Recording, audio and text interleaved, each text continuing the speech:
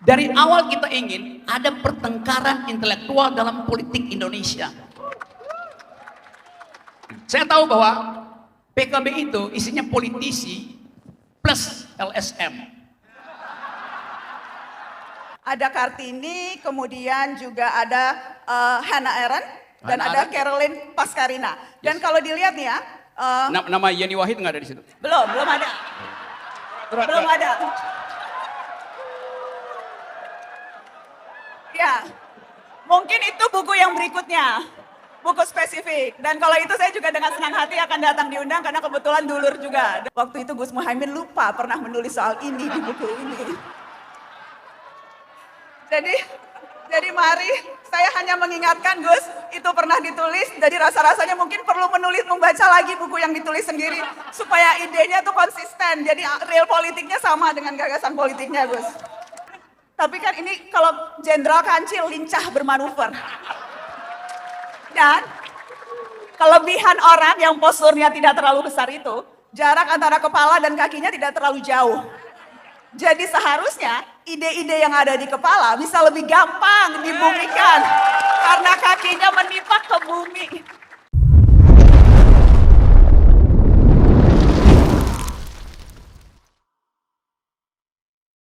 Saya akan langsung memulai diskusi, kita santai aja ya karena ini kan banyak juga anak-anak mudanya yang nonton, begitu ya Mbak Najwa ya. Oke, kita ingin beri kesempatan kepada pengajar filsafat Universitas Indonesia, Bang Rocky Gerung. Ini kayaknya fansnya Bung Rocky di sini banyak banget. Bung Rocky ini bukan di televisi karena narasumbernya banyak, jadi Anda waktunya maksimal 10 menit karena yang lainnya nanti gak kebagian waktunya. Bagaimana Bung Rocky? Bagaimana kemudian pandangan Anda terhadap tadi apa yang disampaikan oleh Gus Muhaimin terkait dengan politik Indonesia saat ini? Mewujudkan idealitas politik untuk 2024, untuk masa mendatang ini seperti apa, Bung Rocky? Oke, biarkan yang bersangkutan duduk dulu. Selamat datang kembali kepada yang punya acara. Dan saya agak haus sebetulnya, saya ingin dapat air mineral. Dan dibawakan oleh orang yang sama yang membawakan air itu pada Gus Imin tadi. Oke teman-teman, saya mengerti bahwa forum semacam ini punya multi interpretasi itu. Tapi satu interpretasi tunggal diberikan tadi oleh Yudi Latif, yaitu mengaktifkan Pancasila pada bagian yang konkret, yaitu kesejahteraan rakyat itu. Dan kita tahu tema itu tidak dibicarakan oleh eksekutif, tidak dibicarakan oleh legislatif, tidak dibicarakan oleh yudikatif.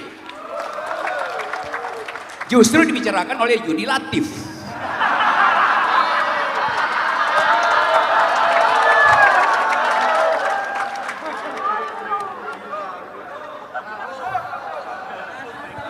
Jadi dia memonopoli seluruh cabang kekuasaan. Bahaya. Kesimpulan yang saya tunggu tadi adalah kata pendidikan akan diucapkan enggak oleh Gus Imin. Ternyata dia ucapkan di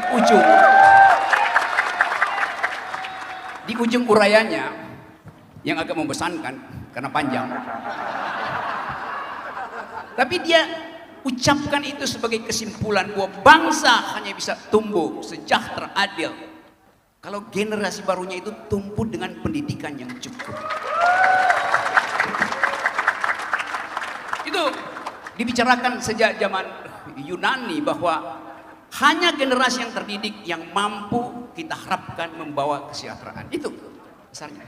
Dan kalau kita lihat perjalanan bangsa ini, founding person kita terlatih dengan duel argumen.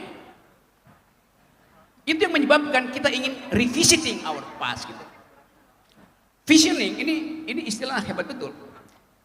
Kata visioning itu dia punya dua energi untuk menggerakkan dan energi untuk memberi harapan itu. Lain kalau kita bilang vision, visi Indonesia, artinya ada sesuatu di situ. Tapi visioning artinya mengalirkan gagasan ke dalam tanah kering politik hari ini. Kita perlu itu. Anak judulnya juga bagus sekali itu. Apa namanya tadi? Peta Arah kebijakan dan peta. Peta jalan kesejahteraan. Kita nggak dapat itu. Tidak ada jalan kesejahteraan karena Presiden Jokowi sibuk membuang jalan tol. Yes, saya serius. Jalan tol hari ini membuat rakyat tidak sejahtera karena biaya angkut Indomie dari Jakarta sampai ke Solo itu naik 20%. Itu akibatnya. Jadi terlihat bahwa visioning Indonesia artinya menemukan kembali, revisiting our past.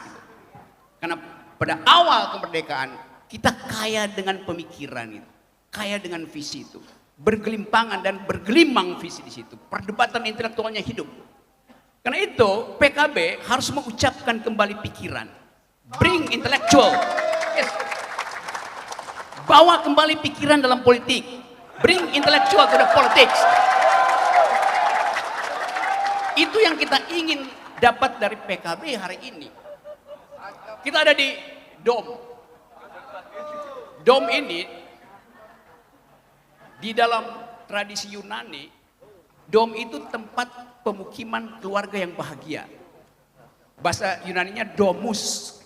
Orang Inggris pakai dom tuh. Jadi PKB itu bahasa Indonesia apa dom ya? Nah, coba ya. Kubah. PKB itu Partai Kubah Bangsa itu.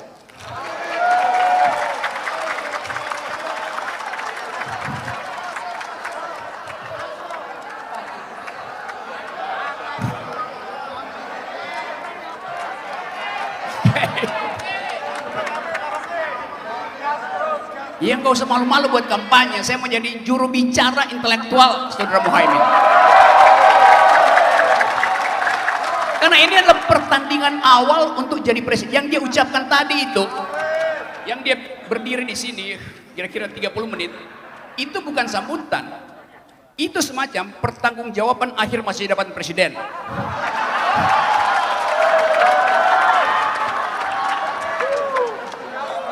Betul, ini serius. Saya merasa mayoritas di sini. Saya bagian dari PKB. Karena tadi disebut Gus Dur. Yang paling nama Gus Dur muncul itu saya ingat Forum Demokrasi. Bersama-sama kita bikin Forum Demokrasi. Pada waktu itu Muhaimin kalau ketemu Gus Dur dia mesti cium tangan tuh. Teman-teman lain. Dan gak berani masuk di ruang kita berdiskusi. Karena dianggap junior oleh Gus Dur. Kalau sekarang dia nekat undang saya di sini. Padahal saya pengkritik kekuasaan itu. Kan gila dia. Tapi justru itu yang ingin kita ucapkan nanti di dalam pesta demokrasi nanti. Datanglah calon presiden di sini. Bilang saya menjadi presiden dan orang tanya, apa visi kamu? Oh, terima kasih.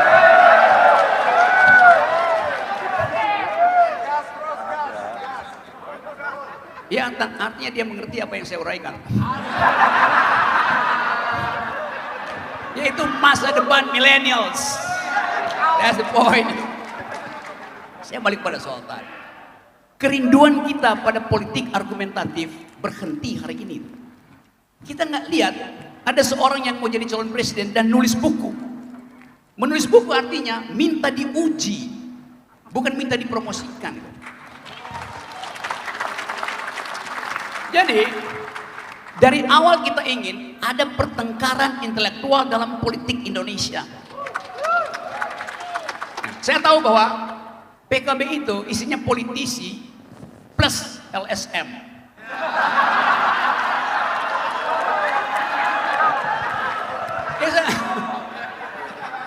Lo di era Caimin pimpin PMII, satu waktu saya diundang oleh PMII di awal tahun 90 atau tengah 90, saya diminta oleh PMII di Taman Amir Hamzah untuk memberi kuliah tentang Jürgen Habermas, Frankfurt School. Itu aku bilang, ini serius kalian? Apa mampu otak kalian ngikuti itu? Ternyata provokasi saya untuk mengaktifkan critical thinking itu dibuktikan hari ini. Ada buku yang isinya kritis. Visioning Indonesia. Dan secara disengaja atau tidak sengaja, buku itu artinya dengan kata lain ingin menegasikan apa yang ada hari ini. Karena yang sekarang tidak visioner. Terima kasih.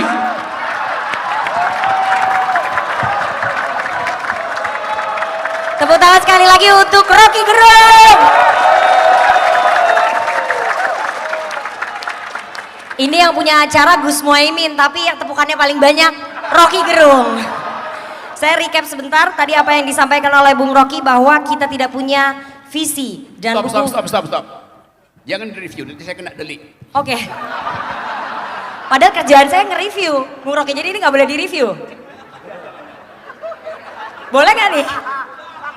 Pasti kamu akan ambil bagian yang enak aja tuh. Ya. Oh, nggak, ini ada.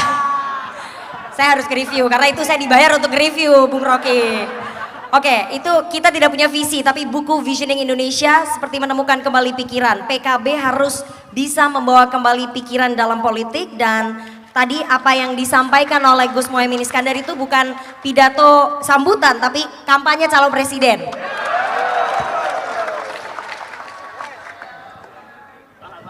Itu saya koreksi.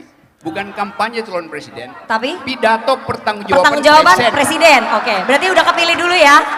Di 2029. Oh, di 2000.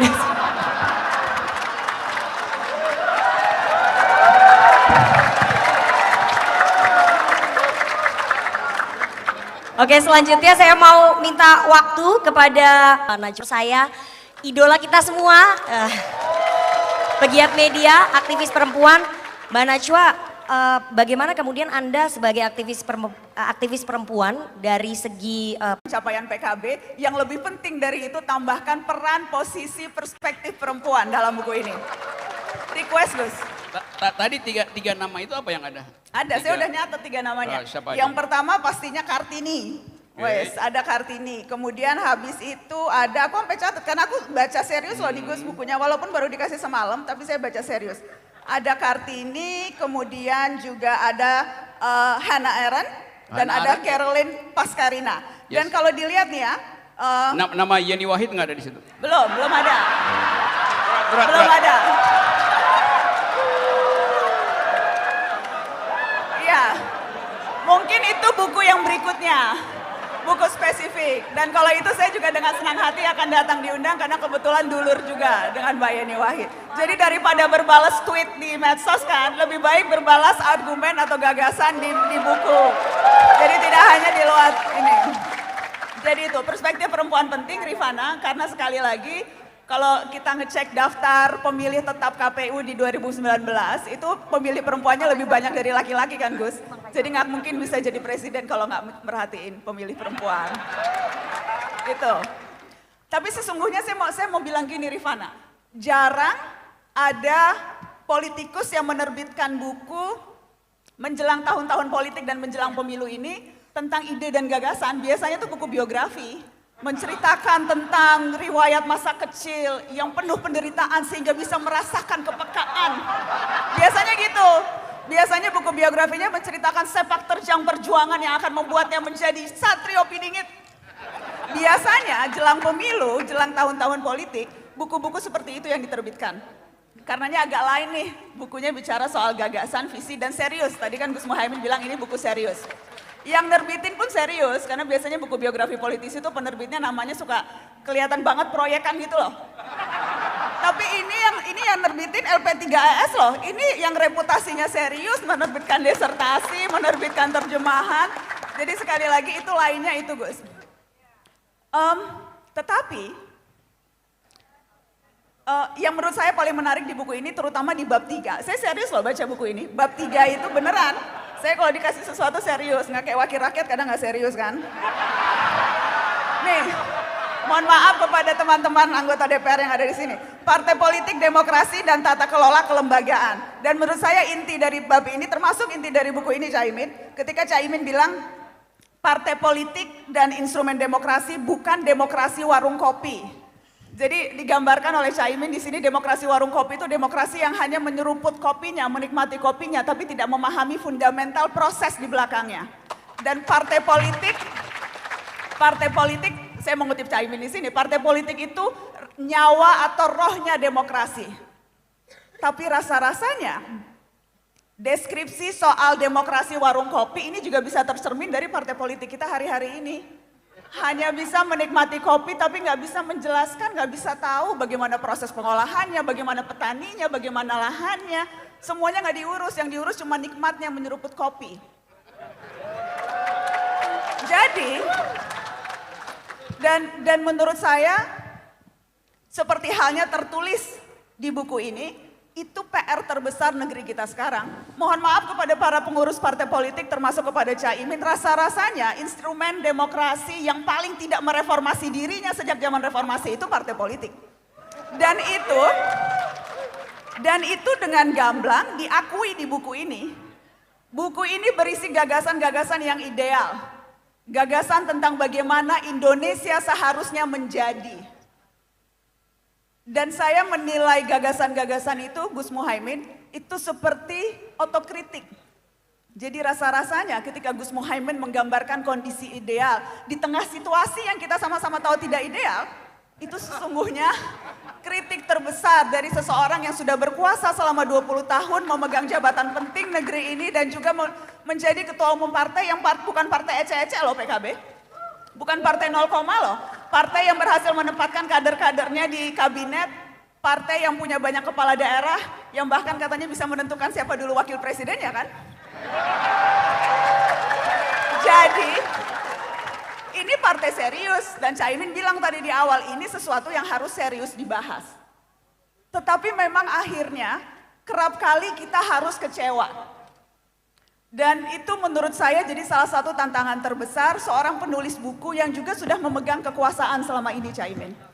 Berbagai gagasan ideal yang ada di sini digambarkan dengan sangat jitu. Tetapi ketika dihadapkan dengan apa yang kita lihat sehari-hari itu menjadi ironi. Soal partai politik, kita tahu demokrasi internal di partai politik itu hampir tidak ada kalau mau diakui.